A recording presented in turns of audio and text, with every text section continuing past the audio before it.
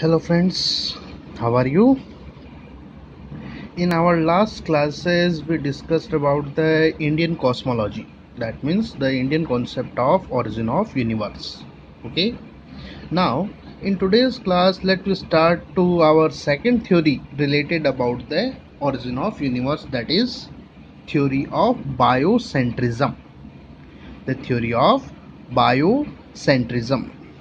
As the name indicating, in this theory all the type of creations, all the natural events of the universe, creation of the universe and the natural events of universe are related with the life, that means in these theories all of these things are related with the how the life is formed, how the life is operated. That means all the natural events are related with creation and the development of life. Okay, now let us start it.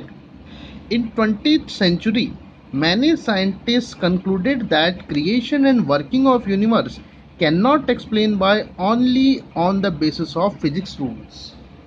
20th century में बहुत सारे जो scientist हैं वो इस conclusion पर पहुंचे थे या उन्होंने कंक्लूड किया था कि जो यूनिवर्स का जो क्रिएशन और वर्किंग है उसे केवल और केवल फिजिक्स के रूल से हम नहीं समझा सकते।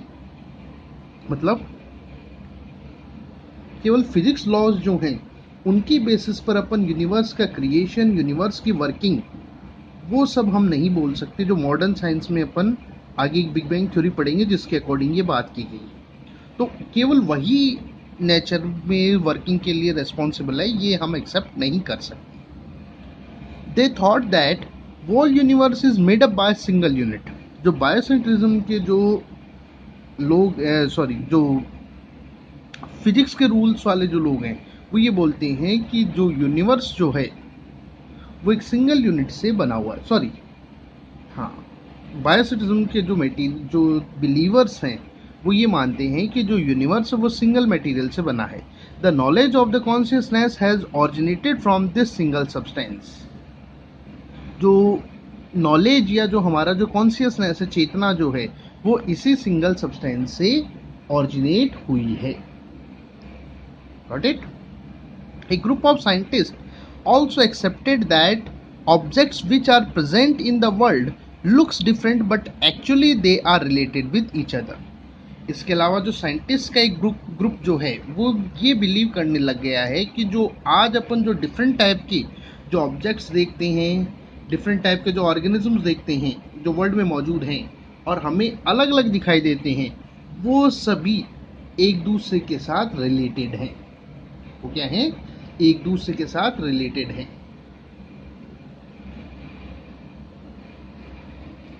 इसको अपन ऐसे मान सकते हैं कि जैसे अपन बिलीव करें कि अर्थ के ऊपर जो सारा का सारा वाटर है वो सारा एक दूसरे के साथ रिलेटेड है। चाहे वो आपकी फ्रिज में रखी बॉटल का वाटर हो, चाहे किसी रिवर का वाटर हो, या किसी भी पॉन्ड का या आइस की फॉर्म में जो ग्लेशियर्स में है वो हो। तो अब उसको एक कैसे करें? तो अगर हम ये कंसिडर करें all of that water arrived from the oceans water, हम ये मान लें, अगर अपन ये एक्सेप्ट ये जो अपन अब कंसिडर करें कि ये जितना भी वाटर है ये ओशियंस का जो वाटर है उससे आया हुआ है या उससे बना हुआ है, तो हमारे सभी चीज़ें अपने आप जुड़ी आएंगी। क्योंकि आपके फ्रिज में जो वाटर आया है, जो ग्राउंड वाटर है या जो किसी रिवर का वाटर है, वो अल्टीमेटली है तो किसी ओशन का ही वाटर। Got it? तो यहाँ पर ये बोला जा सकता है कि जितनी भी नेचर में जो भी अपन देखते हैं वो सभी एक दूसरे के साथ जुड़ी हुई हैं, जिसको अपन जनरल लैंग्वेज में अपन बोल सकते हैं सुप्रीम गॉड या परम ब्रह्म के साथ वो जुड़ी हुई है। अगर अपन ये कॉन्सेप्ट अपन बिलीव करते हैं तो ऑटोमेटिकली नेचर में मौजूद सभी चीज़ें एक दूसरे के साथ अटैच हो जाएंगी। Got it? तो कुछ ऐसा ही है यहाँ पर बायोसेंट्रिज्म की थ्योरी में। To clarify about the point of unity, 1 minute, yes, to clarify about the point of unity, physicist Robert Lanja and astrologist Bob Berman propose the concept of biocentrism in 2007। सबसे latest यही है। जो ऊपर अभी अपन ने बात की यूनिटी कि सभी चीज़ें एक दूसरे से जुड़ी हुई हैं, एक ही मटेरियल से डेवलप्ड हैं, इस यूनिटी को यानी कि एक ही चीज़ें हैं वो, इसको प्रूव करने के लिए या क्लैरिफाई करने के लिए जो रॉबर्ट लेंजा नाम के जो फिजिक्स के जो थे और एस्ट्रोलॉजिस्ट बॉब बर्मन, उन्होंने बायोसेंट्रिज्म की थ्योरी को 2007 में प्रपोज किया। As per this theory the existence of this world is due to life. इस थ्योरी के अकॉर्डिंग जो एग्जिस्टेंस है वर्ल्ड का वो लाइफ के कारण है। वो किसके कारण है? लाइफ के, यानी कि विश्व का जो अस्तित्व है वो लाइफ यानी जीवन के कारण है। In other words the world has originated for the creation and development of life. दूसरे वर्ड में अपन बोल सकते हैं कि वर्ल्ड का जो क्रिएशन हुआ है वो लाइफ के क्रिएशन और लाइफ के डेवलपमेंट के लिए हुआ है।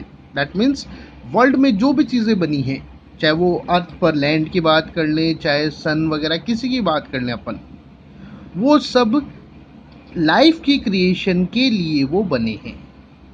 Got it?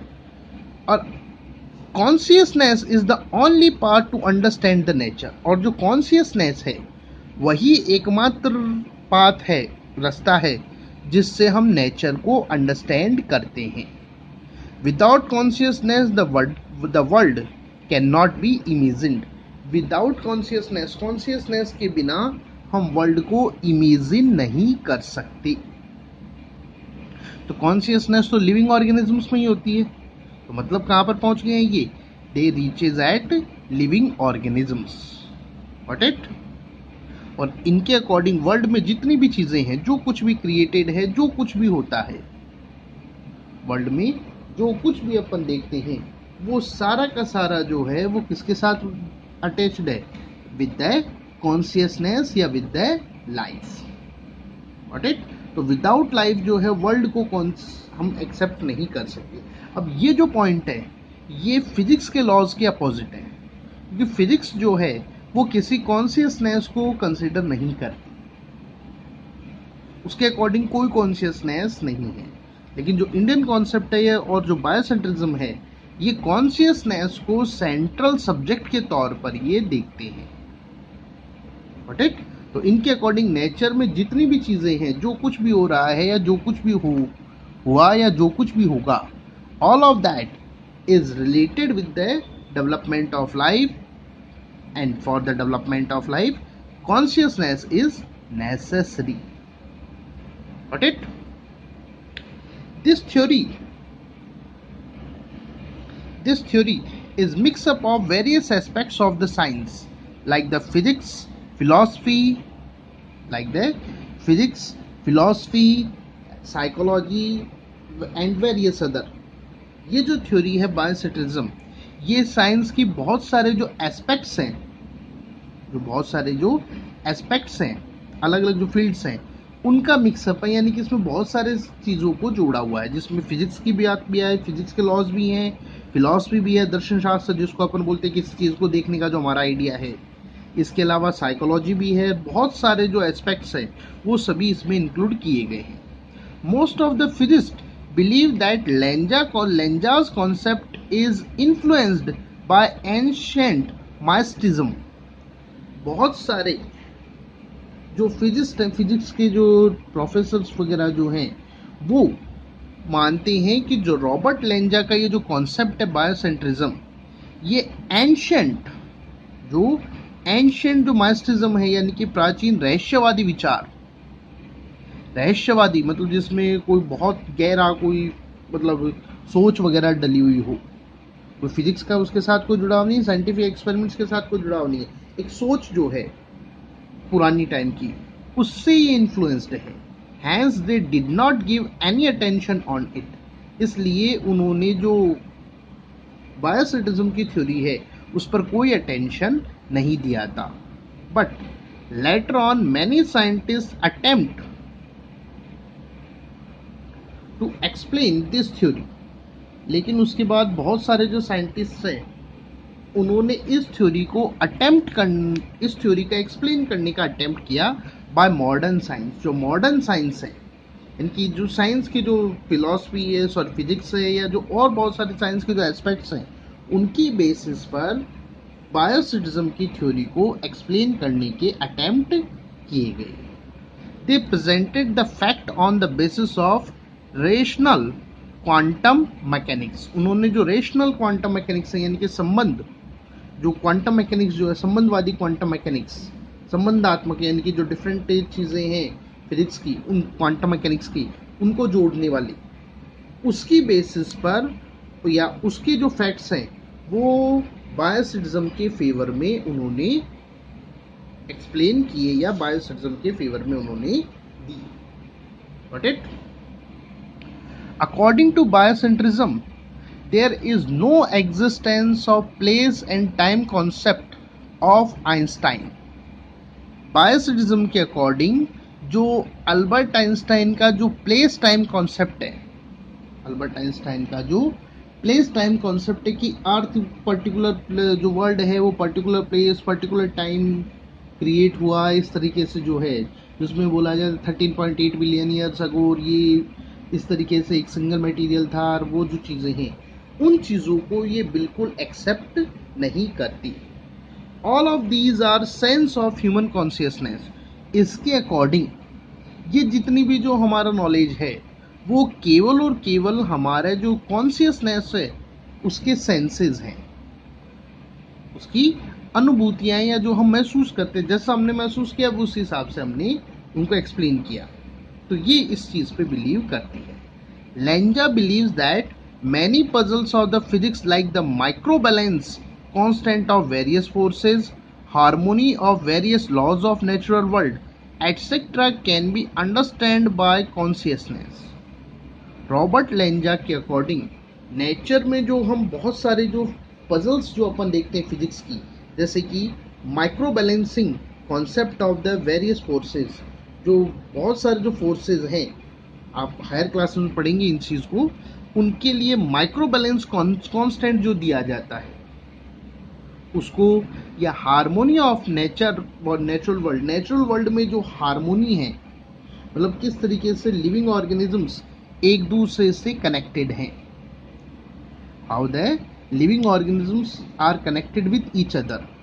इसके अलावा अपन बात करें uncertainty principle of Heisenberg, higher classes में पढ़ेंगे आप हाइजेनबर्ग का अनसर्टेनिटी प्रिंसिपल, जिसके अकॉर्डिंग किसी भी इलेक्ट्रॉन के लिए, किसी भी चार्ज पार्टिकल के लिए पोजीशन और उसकी वेलोसिटी एक टाइम पर एक साथ कैलकुलेट नहीं की जा सकती।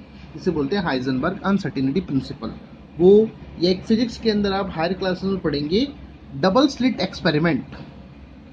डबल स्लिट एक्सपेरिमेंट ये जो साउंड वेव्स, जो वेव्स हैं उनके साथ जुड़ा हुआ है, साउंड और लाइट वेव्स के साथ। ये कुछ जो एक्सपेरिमेंट्स वगैरह जो हैं उनको हमें फिजिक्स में जैसा है वैसा हमें मानना पड़ता है, उनकी एक्सप्लेनेशन नहीं है कि वाई ऐसा क्यों हुआ,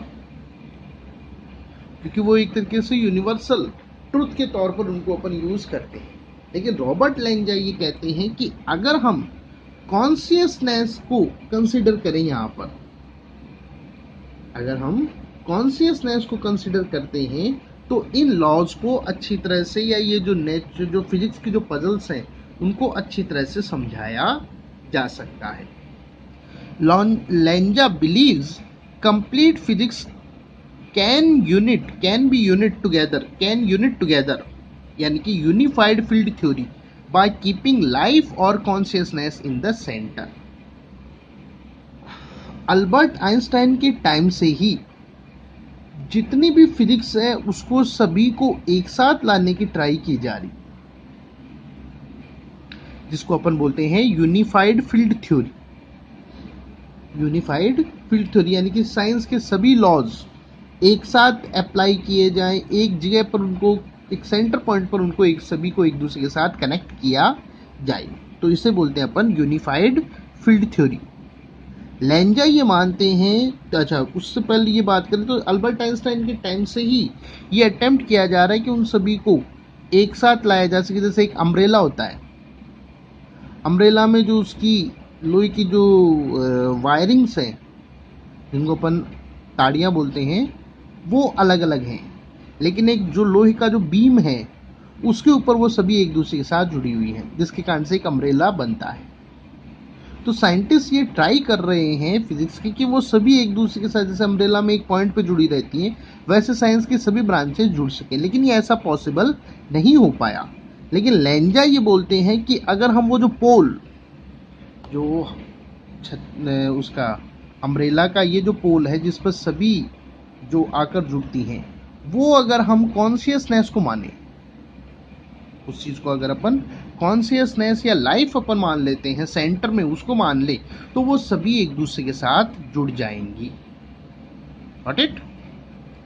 The supporters of biocentrism believe that every event of nature is pre-planned and in interest of mankind.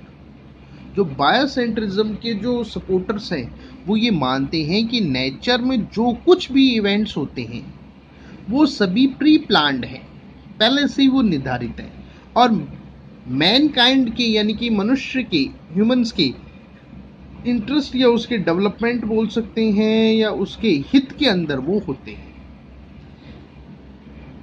अब यहाँ पर अगेन जो फिजिक्स की जो अभी तक के जो कॉन्सेप्ट्स हैं लाइफ के डेवलपमेंट की, कि सडनली इस तरह से आपस में मटेरियल एलिमेंट जुड़ गए और लाइफ क्रिएट हुआ, वो ये नहीं मानती। ये बोलते हैं कि दैट वाज प्री प्लान, वो पहले से ही प्री प्लान था, नेचर ने उसको पहले से ही प्लान उसको कर रखा था। अब जैसे इसके सपोर्ट में अपन बात करें, they believe that falling of meteoroids million years ago was for the betterment of humanity. ये मानते हैं कि जो मिलियन ईयर्स पहले जो मीटियोइड्स जो टकराई थी, उल्कापात जो हुआ था अर्थ के ऊपर, वो ह्यूमैनिटी के बेटरमेंट के लिए था, ह्यूमैनिटी के बेटरमेंट के लिए था, because that resulted the destruction of dinosaurs from the earth, क्योंकि इसके रिजल्ट में जो डायनासोर्स हैं उनका अर्थ से डिस्ट्रक्शन हो गया था। और जैसे ही डायनासोर्स का डिस्ट्रक्शन हुआ, जो मैमल्स एरा है, कि डायनासोर्स तक तो आता है जुरासिक टाइम, तो जुरासिक टाइम में डायनासोर्स का पूरा एक तरीके से अपन बोल सकते हैं अर्थ पर कंट्रोल था, लेकिन जब वो विप आउट हो गए, खत्म हो गए, तो उसके बाद मैमेलियन एरा यानी कि ह्यूमंस का जो टाइम है वो स्टार्ट हो हुआ। Got it? अब इसके सपोर्ट में वो बोलते हैं, if the meteoroid would be greater in size or would strike at a different angle, then the whole life would have been destroyed. अगर वो मीटियोइड बड़ी होती या किसी और एंगल से वो अर्थ से टकराती, तो ये बहुत बड़ा एक चांस है कि पूरी की पूरी जो लाइफ है अर्थ से, पूरी की पूरी जो लाइफ है वो ही विप आउट हो गई होती, वो ही खत्म हो जाती, वो ही यहाँ पर खत्म हो जाती। So that was not just an accident, इसलिए ये बोल सकते हैं कि वो एक एक्सीडेंट नहीं था, it was a pre planned event of the nature, वो नेचर का एक प्री प्लान्ड इवेंट था ताकि ह्यूमंस का डेवलपमेंट किया जा सके। Got it?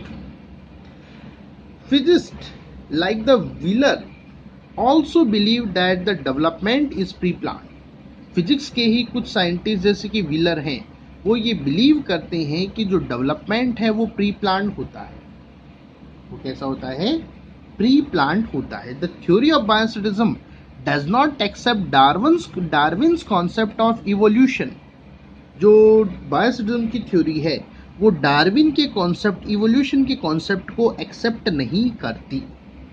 अकॉर्डिंग टू विच, जिसके डार्विन के कॉन्सेप्ट के according, life is a result of accident of physics and chemistry. Darwin के कॉन्सेप्ट के अकॉर्डिंग जो अपन ने पढ़े हैं कि जो लाइफ है that was result of accident, कि एटम्स जुड़े, मॉलिक्यूल बने, मॉलिक्यूल्स के जुड़ने से मोर कॉम्प्लेक्स और मोर कॉम्प्लेक्स मॉलिक्यूल्स के जुड़ने से फर्स्ट बैक्टीरियल सेल बनी। तो वो जो केमिकल एक्सीडेंट था वो लाइफ का क्रिएशन का बात करते हैं डार्विन कॉन्सेप्ट में, या और जो अपन हायर कॉन्सेप्ट पढ़ेंगे लाइफ की क्रिएशन का। लेकिन ये थ्योरी जो है बायोसिटिज्म इसके बिल्कुल अगेंस्ट है। ये नहीं मानती कि दैट इज एन एक्सीडेंट, जो है वो केवल एक एक्सीडेंट, फिजिक्स या केमिस्ट्री का एक एक्सीडेंट लाइफ को क्रिएट कर सकता है। According to biocentrism, biological evolution is a self sustained plant. Biosynthesis के अकॉर्डिंग जो लाइफ जो है, बायोलॉजिकल इवोल्यूशन जो है, यानी कि फर्स्ट बैक्टीरियल सेल का बनना, उससे बाद में और हायर, फिर इवोल्यूशन से ह्यूमन बीइंग का तक का जो डेवलपमेंट है वो सेल्फ सस्टेन्ड प्लांट में था, यानी कि स्वनियोजित, खुद ने, नेचर ने खुद ने प्लान किया हुआ था, उस परफॉर्मेंस या उस फॉर्म के अंदर वो चला। That was not just an accident. Simple सी बात है, एक सेल बनी, वो सेल जुड़कर मल्टी सेल्यूलर बने, ये कैसे डिसाइड होगा? Got it? लेकिन ये जरूर बता दूं कि ये थ्योरी जो है बड़ी कंट्रोवर्शियल है, बहुत कंट्रोवर्शियल ये थ्योरी रही है, लेकिन एक्सेप्टेंस भी बहुत ज़्यादा इस थ्योरी का। मॉडर्न टाइम में इसका एक्सेप्टेंस धीरे धीरे बढ़ रहा है, अभी पूरा एक्सेप्ट नहीं है। मेनली जो इसकी जस्ट अगली वाली थ्योरी जो अपन पढ़ते हैं, बिग बैंग थ्योरी, यूनिवर्स की क्रिएशन का, वो इस टाइम पर सबसे ज़्यादा एक्सेप्टेड है। Got it? So that was the Big Bang theory. That was the biosynthesis. About the Big Bang theory, we will discuss in next class. Okay. Thank you.